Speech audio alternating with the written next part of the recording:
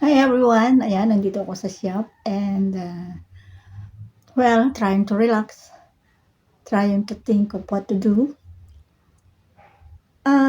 For the since for the past 1 month na mangyari yung namatay yung aking partner, medyo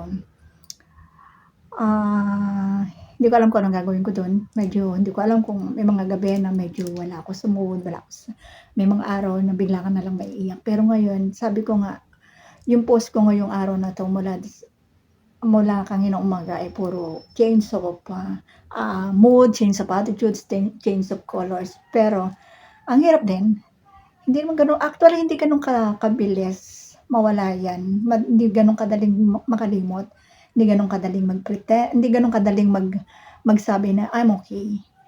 Pero sabi nga nung apo ko, "It's all in the mind. Mindset lang lola.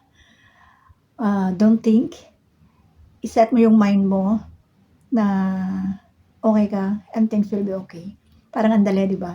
Pero sabi ko nga sa inyo, hindi naman natin kailangang ipakita lahat ng expression natin na tayo ay malungkot, na tayo ay in sorrow, in grief. Pero puwede naman nating ilagay na lang 'yan sa puso natin dahil hindi natin alam baka may nasasaktan din tayo sa mga pagdadalamhati natin. Natatawa lang ako pero ang hirap, nahihirapan ako. Ah Actually, hindi ako sanay sa buhay ko ngayon na ganito. Hindi ako sanay sa buhay na nananantya. Hindi ako sanay sa buhay na may nagsasabi kung anong gagawin.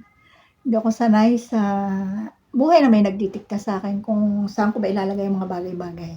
Sanay ako na ako nagdedesisyon sa buhay ko, sanay ako kung ano ang gagawin ko sa sarili ko. Yun nga lang, hindi ako marunong sumakay ng jeep mag-isa. Hindi, joke.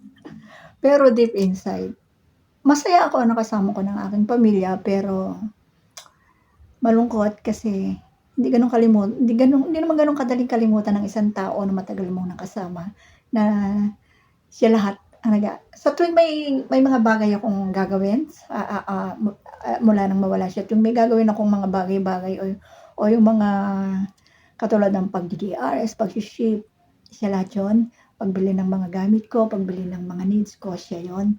'Pag may mga gusto kong kainin tapos iisipin ko wala kasi wala siya. Halos lahat kasi nadepende ko sa kanya.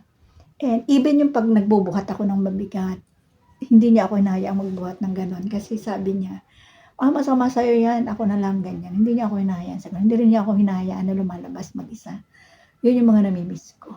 Pero ayun, hindi gano'n kadaling kalimutan ang lahat ng mga bagay-bagay na ginawa niya sa'kin. 'Yun yung nami-miss ko. Siyempre meron din naman kaming mga